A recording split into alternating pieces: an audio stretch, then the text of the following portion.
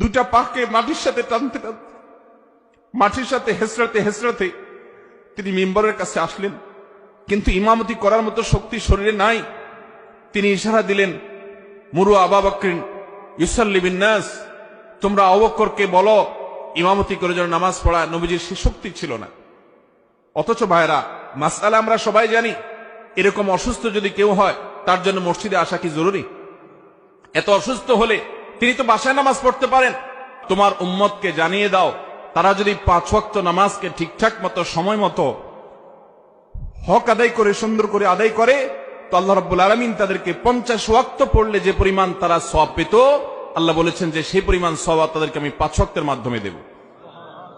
5 ওয়াক্ত নামাজকে হক আদায় করে করবো তো ইনশাআল্লাহ।